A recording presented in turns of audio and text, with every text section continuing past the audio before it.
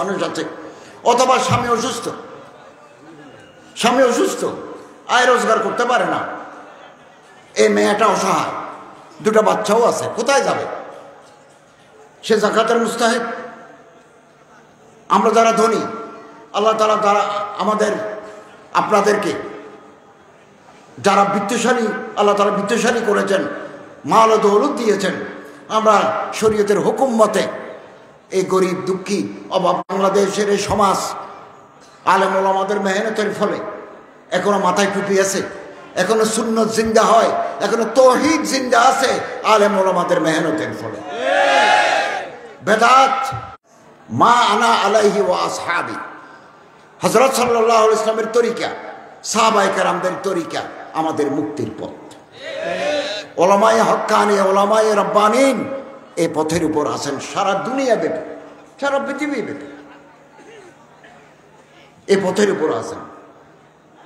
এবং এই দেশে আমাদের মাথায় টুপি, আমাদের মুখে দাড়ি, আজান দিলে মসজিদে যায়, রমজান মাস আসতে চারিদিকে রোজার একটা যে পবিত্র আমেজ, এগুলো আলেম ওলামাদের মেহনতের ফল। এই জন্য আমাদেরকে আলেম ওলামাদের পথ ধরতে হবে, এটাই আমাদের মুক্তির পথ। আল্লামা মুফতি শফি সাহেব রহমতুল্লাহ আলাইহি ফতোয়া আছে, কোন দেশে কোন একটা অঞ্চলে যদি আলেম না থাকে, আলেম নাই, আলেম উঠে নাই, আলেম জন্ম হয় নাই, পাশের এলাকা থেকে আলেম এনে ওনার কাছ থেকে মাসালা মাসাইল শরীয়তের বিধিবিধান শিক্ষা করা ওয়াজিব। আলহামদুলিল্লাহ অনেক মাদ্রাসা আরবিয়া, হবিগঞ্জ, সিলেট, বৃহত্তর সুনামগঞ্জ, মৌলভীবাজার, অনেক ওলামা, সলাহা, নকাবা, ওরাফা, জোয়ামা, ওনাদের মেহনতের ফল আজকে ইসলামী সমাজ বিকাশ লাভ করছে।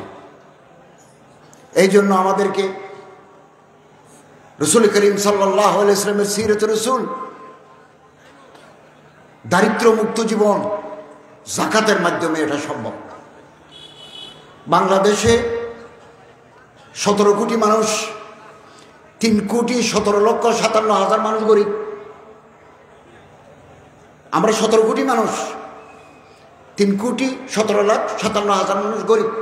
গরিব মানে সাম্বার সেন্ট্রাল লাইন, স্পঞ্জের সেন্ট্রাল পড়ে, বাজারে যায়, ইলিশ মাছ দেখে, দাম জিজ্ঞাসা করে কিনতে পারে না। দরিদ্রতা, অভাব।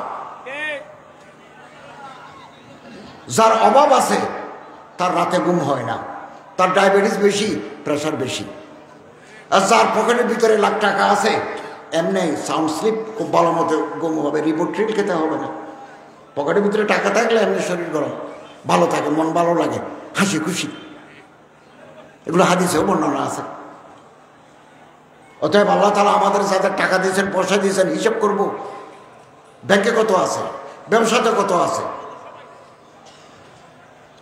কোথায় কোথায় টাকা রাখছি, ডিপিএস কত, প্রভিডেন্ট ফান্ড কত, এগুলো সব হিসাব করে যাকাত দিয়ে দেব। আগামী বছর আপনার সম্পত্তি বৃদ্ধি পাবে। এবং আল্লাহ তাআলার হুকুম পালন করলাম, এটা আনন্দ। আমার টাকা দিয়ে একটা মানুষ একটা জামা গায়ে দিলেও আনন্দ। যাকাতের টাকা দিয়ে রাস্তা তৈরি করলে হয় না, যাকাতের টাকা দিয়ে মালিক বানাই দিতে হয়। একটু সেলাই মেশিন দিয়ে দিতে পারি, একটা কাপড় চোপড় দিয়ে দিতে পারি, একটা লুঙ্গি দিলেও যাকাত আদায় হবে। যাকাতের টাকাতে আপনি লুঙ্গি দিলে, শাড়ি দিলেও যাকাত আদায় হবে। কিন্তু ইমাম মালিক রাহমাতুল্লাহ একটা ফতোয়া আছে, তিনি বলছেন শায়েস্তাগঞ্জ উপজেলায় আলেম ওলামা দিনদার মানুষরা বসে, কত গরিব আছে তার একটা তালিকা করলে যাকাতের মুস্তাহিক, মালিক নিসাব নয়, এরকম ধনী নয়, এরকম কতজন আছে। 2025 সালে আমরা 200 জনকে যাকাত দিলাম, 2026 সালে আর 200 জনকে দিলাম। 5 বছর 10 বছর পরে দেখা গেল শায়েস্তাগঞ্জে আর যাকাত নেওয়ার মতো লোক নাই, যাকাত দেওয়ার মতো লোক হয়ে গেছে। এটা ইমাম মালিক রাহমাতুল্লাহের ফতোয়া। অতএব আসুন, যাকাতের একটা অংশ, আমি বাংলাদেশ সরকারের ধর্ম মন্ত্রণালয়ের দায়িত্বশীল, আমাদের একটা যাকাত বোর্ড আছে। আমি খুব বড় বড় আলেম রেখেছি, মনোনয়ন দিয়েছি, বড় মুফতি, যাদের এলমি তবাখর আছে, এলমি অমুক আছে, গেহরাই আছে, এরকম আলেমদেরকে রেখেছি। এবছর 2025 সালে রমজানের আগে 11 কোটি টাকা যাকাত বোর্ড থেকে আমরা সারা বাংলাদেশে বিতরণ করব। আমি ঢাকাতে করব। আর হবিগঞ্জের জেলা প্রশাসক মহোদয়, ইসলামিক ফাউন্ডেশনের ডেপুটি ডাইরেক্টর যিনি আছেন, উনি তালিকা করে যাকাত বিতরণ করবেন। আমরা একসাথে 64টি জেলায় বিতরণ করব। ঢাকাতে আমরা করব, উপজেলায় জেলাতে ডিসি মহোদয়রা করবেন, উপজেলায় ইউনুরা করবেন, আমাদের ইসলামিক ফাউন্ডেশনের মানুষ সহ 11 কোটি টাকা আমরা বিতরণ করব। আগামী বছর 2026 সালে 25 কোটি টাকা আমরা ধনীদের কাছ থেকে যাকাত নিই, 25 কোটি টাকা গরিবের মাঝে বিতরণ করব। আপনারা যাকাতের একটা অংশ মাদ্রাসায় দিবেন, এতিমখানায় দিবেন, হেফজখানায় দিবেন, আত্মীয় স্বজনকে দিবেন, একটা অংশ বাংলাদেশ সরকারের যাকাত বোর্ডেও দিবেন। আমরা হাটাজারি মাদ্রাসা বড় মুফতি সাহেবকে রেখেছি, এবং আরও ঢাকার বড় বড় আলেমদেরকে রেখেছি আমাদেরকে মশওয়ারা পরামর্শ দেওয়ার জন্য। এবং এই দুঃখী মানুষের পাশে আমরা দাঁড়াবো। যাকাতের একটা অ্যাপস আমরা চালু করছি, অল্প দিনের ভিতরে এটা বাজারে আসবে। বিকাশ থেকে যেমন আপনি টাকা ব্যাংক থেকে বিকাশে আনতে পারেন, বিকাশ থেকে এখানে দিতে পারেন, এখান থেকে দোকানে দিতে পারেন, আমরা একটা অ্যাপস, যাকাত অ্যাপস তৈরি করছি। আপনি শায়েস্তাগঞ্জে বসে যাকাত বোর্ডে গভর্নমেন্টের এখানে যদি 2000 টাকা দিতে চান, এখান থেকে টিপ দিলে আপনার অ্যাকাউন্ট থেকে ডেবিট হয়ে আমাদের অ্যাকাউন্টে ক্রেডিট হয়ে যাবে। আপনার মোবাইল থেকে টিপ দিয়ে যাকাত দিতে পারবেন। ইসলামিক ফাউন্ডেশন খুঁজতে হবে না, ঢাকাতে মানি অর্ডার করতে হবে না, আপনি মোবাইল থেকে দিলেই আমাদের অ্যাকাউন্টে জমা হয়ে যাবে। এবং আলহামদুলিল্লাহ আমরা অগ্রসর হচ্ছি, আপনাদের সহযোগিতা দরকার। যাকাত বিশ্বাস করে যাকাত দিতে হয়, আসলে দেয় না, এরা মুনাফিক।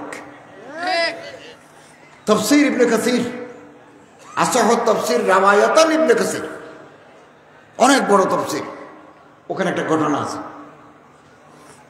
নবী করিম সাল্লাল্লাহু আলাইহি ওয়াসাল্লামের জামানা সালাবা ইবনে আবি হাতিব, সালাবা ইবনে হাতিব নয়, সালাবা ইবনে হাতিব বড় সাহাবী, সালাবা ইবনে আবি হাতিব ছাগলের খামার, ভেড়ার খামার মদিনা শরীফ, অনেক পয়সাওয়ালা। একদিন নবী করিম সাল্লাল্লাহু আলাইহি ওয়াসাল্লামের দরবারে আসি, বলেন ইয়া রাসূলুল্লাহ, আপনি একটু আল্লাহরে বলেন না, আল্লাহ যেন আমারে কোটি কোটি টাকার মালিক বানায়। হযরত সাল্লাল্লাহু আলাইহি ওয়াসাল্লাম বলেন, আমি তো এরকম দোয়া কোনোদিন করি নাই, আমি দোয়া করলে তো আল্লাহ উহুদের পাহাড় আমারে সোনা বানায় দিবেন, আমি তো এই দোয়া করি নাই। চলে গেল, কতদিন পর আবার আসছে, এসে বলে ইয়া রাসূলুল্লাহ, আপনাকে একটু আবেদন করছি, আপনি একটু আল্লাহরে বলেন না, আল্লাহ যেন আমারে কোটি কোটি টাকার মালিক বানায়। এবং সাহাবা বলতেছে, ইয়া রাসূলুল্লাহ, টাকা পয়সা আমার আছে, তবে আল্লাহ যদি আমার বেশি টাকা দেন, আমি গরিব, দুঃখী, এতিম, ফকরা, মাসাকিন, ওয়াবনাস সাবিল এদেরকে দান করব। যারা মেয়ে বিয়ে দিতে পারে না তাদের মেয়ে বিয়ে দেওয়ার ব্যবস্থা করবো, যারা ঘর তৈরি করতে পারে না ঘর তৈরি করে দেব। তখন রাসূলুল্লাহ সাল্লাল্লাহু আলাইহি ওয়াসাল্লাম দোয়া করেন, আল্লাহুম্মা রযুক সালাবাতা মালান, খোদা সালাবার সম্পত্তি বাড়াই দেয়। তো রাসূলুল্লাহর দোয়া মুহূর্তের ভিতরে আল্লাহ কবুল করে নিলেন। সালাবাত খামার বাড়ি, ছাগল ভেড়া 6 মাসের ভিতরে একেবারে উই পোকার মতো ছাগলের বাচ্চা দিতে লাগলো। আগে খামার ছিল 2টা, এখন হয়ে গেল 6টা। যত খামার বাড়ে মদিনার মসজিদ থেকে তত দূরে চলে যায়। আগে 3 ওয়াক্ত নামাজ মদিনার মসজিদ আসি পড়তো, এখন যখন ছাগল বেশি হয়ে গেছে জুমার দিন আসে। যত টাকা বেশি মসজিদ থেকে দূরে। এরকম মাল বল বনুন, এগুলো ফিতনা। যেই সম্পত্তি আল্লাহর সাথে সম্পর্ক করে দেয়, এই সম্পত্তি আল্লাহর রহমত। যে সম্পত্তি আল্লাহ থেকে দূরে নিয়ে যায়, এই সম্পত্তি গজব। একদিন জুমার নামাজ আদায়ের পরে সালাম ফিরানোর পরে রাসূলুল্লাহ সাল্লাল্লাহু আলাইহি ওয়াসাল্লাম জিজ্ঞাসা করলেন, আইনা সালাবা, সালাবা কোথায়, কোনো অসুখ হলো কিনা? সাহাবায়ে কেরাম বলল যে অসুখ নয়, টাকা হয়েছে যে বেশি টাকা, এখন নামাজ পড়ার টাইম নেই, টাকা নিয়ে ব্যস্ত, ছাগল নিয়ে ব্যস্ত। পরে আল্লাহ তাআলার পক্ষ থেকে আয়াত নাযিল, খুয মিন আমওয়ালিহিম সাদাকা। আল্লাহ তাআলা বলেন, দুনিয়াতে আমি যাদেরকে পয়সাওয়ালা টাকাওয়ালা বানিয়েছি তাদের কাছ থেকে যাকাত নিয়ে গরিব দুঃখী মানুষের মধ্যে বিতরণ করে দাও। হযরত দুইটা চিঠি লিখলেন, একটা সাহাবার কাছে আর একটা অটোওয়ালার কাছে। সাহাবায়ে কেরাম গিয়ে অটোওয়ালাকে বলছে যাকাত দিতে হবে। যাকাতের সিস্টেম আছে, কয়টা ছাগল থাকলে, কয়টা গরু থাকলে, কয়টা ওট থাকলে যাকাত দিতে হয় হিসেব আছে। 30 টাকা 20 টাকা 5টা এরকম হিসেব আছে, বিধান আছে। ওটওয়ালা খুশি হয়ে গেল, আল্লাহ রাসূল সাল্লাল্লাহু আলাইহি ওয়াসাল্লাম চিঠি লিখেছেন আমি যাকাত দেবো, ভাই আপনারা খামার বাড়িতে ঢুকেন, হিসাব করে যাকাত নিয়ে যান। এই মুনাফিকের কাছে যখন গেল সালাবা ইবনে আবি হাতিব বলে, হায় হায়, কিছু টাকা পয়সা নাড়াছাড়া করি বলে আল্লাহ রাসূল আমার উপর যাকাত ধার্য করে দিলেন। হায় হায়, একথা বলে, দেবে না একথাও বলে না, দেব একথাও বলে না। সাহাবায়ে কেরাম ফিরে আসছেন, এসে বললেন, ইয়া রাসূলুল্লাহ, ওটওয়ালা যাকাত দিল, ছাগলওয়ালা হায় হায় করে। কিছুদিন পরে কোরআন শরীফের আয়াত নাযিল হয়ে গেল, ওয়া মিনহুম মান আহাদাল্লাহ, যারা আল্লাহর সাথে ওয়াদা করে, আল্লাহ যদি আমার টাকা পয়সা দেয়, লানাসাদদাকান্না ওয়া লানাকুনান্না মিনাস সালিহিন, নূরে তাকিদ লামে তাকিদ, डबल ताकि हम जरूर बिजरूर अदा करेंगे, सदका देंगे। আল্লাহ যদি আমারে টাকা দেয় আমি অবশ্যই যাকাত দেব, নেককার মানুষের অন্তর্ভুক্ত হব। আল্লাহ যখন টাকা দেয় বখিলু বিহি ও তাওয়াল্লাহুম মুরিদুন, বহালতি করে দিতে চায় না, মুখ ফিরে ফেলে। রাসূলুল্লাহ সাল্লাল্লাহু আলাইহি ওয়াসাল্লাম এই আয়াতে ব্যাখ্যা মদিনার মসজিদে করলেন রাতের বেলা। সালাবার মামা ছিল ওখানে উপস্থিত। রাতের বেলা খামার বাড়িতে গিয়ে বলে, বাগিন হ্যাঁ ঘুমাচ্ছ যে, তোমার সম্পর্কে আয়াত নাযিল হয়েছে, কালকে যাকাত দিয়েছ। 500 ছাগল, 500 রশি দিয়ে বাঁধি রাখাল বালক নিয়ে মদিনার মসজিদে আসছে সকাল 8টায়। মদিনার সাহান ভর্তি। হযরত বলেন, কোনো গজবা নাই, সরিয়া নাই, যুদ্ধ নাই, এত গনিমতের মাল কোত্থেকে আসলো? সাহাবা আসি বলে, ইয়া রাসূলুল্লাহ, একটু দেরি হয়ে গেল, চিঠি পাইছি, যাকাত নিয়ে আসছি। আল্লাহ রসুল বলেন, গত রাতে আল্লাহ আমারে মানা করে দিয়েছেন আমি না তোমার কাছ থেকে যেন যাকাত গ্রহণ না করি। আমি আপনি কয় টাকা যাকাত দেব? আল্লাহ তাআলা গ্রহণ করলেই তো কামিয়াবি। এদেশে অনেক ধনী আছে, কোটিপতি আছে, ফ্যাক্টরির মালিক আছে।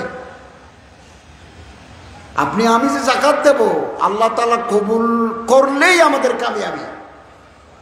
আল্লাহ তাআলা কবুল নাও করতে পারেন, যাকাত দেওয়ার আগেই আপনি দুনিয়া থেকে বিদায় হয়ে যেতে পারেন।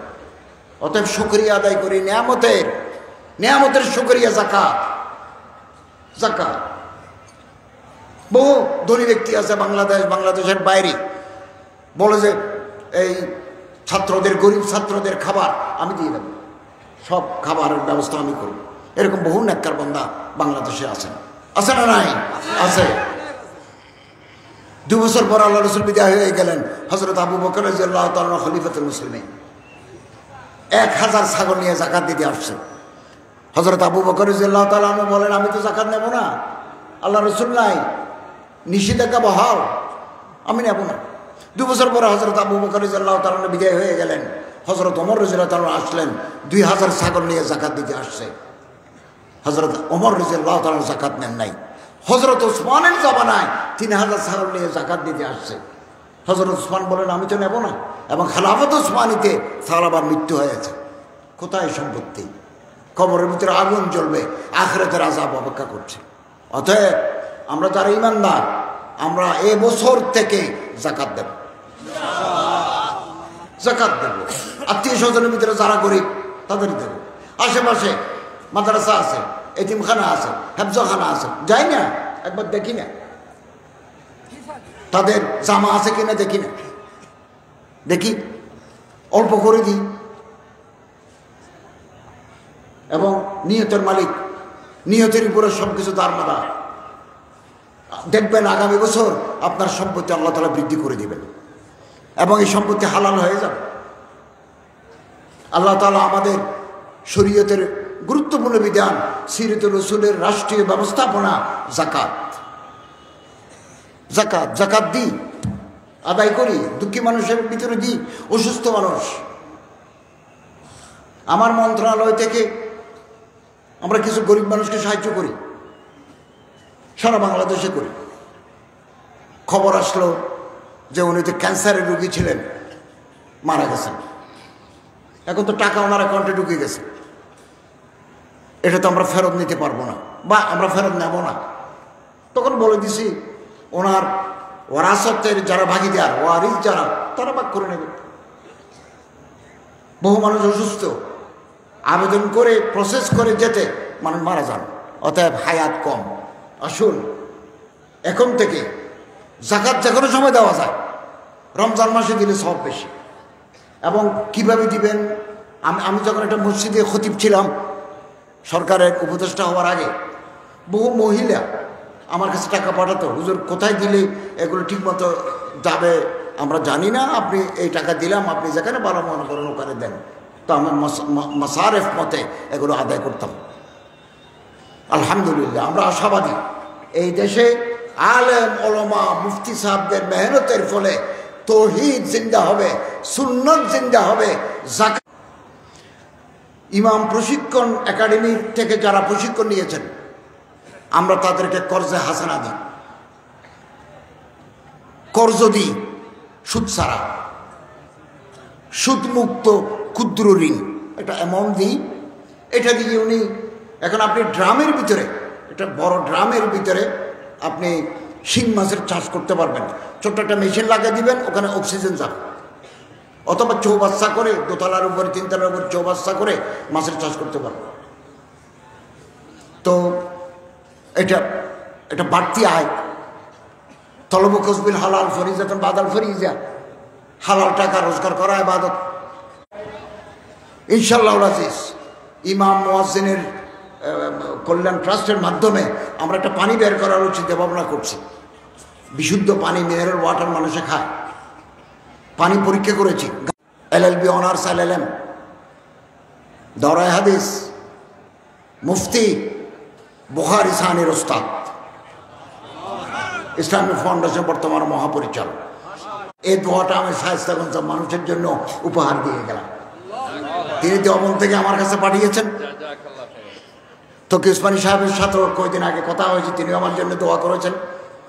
আল্লামা পালনপুরি সাহেব বাংলাদেশে আসছিলেন, আমি দেখা করতে পারি না, আমি সৌদি আরব ছিলাম, গতকাল আসছি।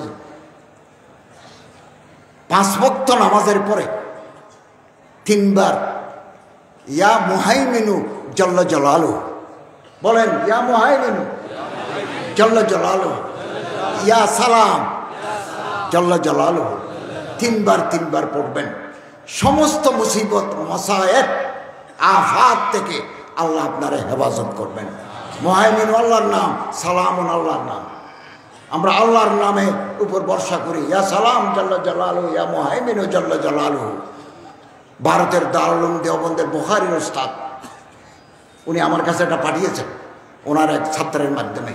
আল্লাহ তাআলা হযরতকে বাবরকত জিন্দেগি দান করুন, এবং ওলামায়ে হক্কানি, ওলামায়ে রব্বানিন যারা বাংলাদেশে, বিশেষ করে আমাদের সরতাজ মুরব্বী হযরত আল্লামা মাওলানা নুরুল ইসলাম সাহেব অলিপুরি হাফিজাল্লাহ তাআলা আজ্জা ওয়াজাল, আল্লাহ হযরতকে दीर्घ हयात दान करो।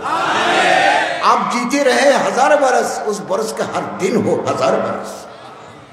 আপনি 1000 বছর জীবিত থাকুন, ওই বছরের প্রতিদিন হোক আবার 1000 বরস। হযরতের জবান, হযরতের দরস তদরিস, হযরতের কিতাব তাহরিরি কলমি খিদমত, বহুমাত্রিক খিদমত তিনি আঞ্জাম দিচ্ছেন।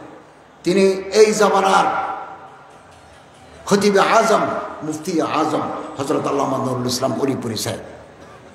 আল্লাহ তাআলা হযরতকে বাবরকত জিন্দেগি দান করুন, এবং হযরতের ছায়ায়ে আতিফত আমাদের মাথার উপর দীর্ঘায়িত করুন। আমিন। নারে তাকবীর, নারে তাকবীর, দিন ইসলাম, দিন ইসলাম, আহলে সুন্নাত ওয়াল জামাত পরিষদ, আল্লামা অলিপুরি, আল্লামা আবু বকর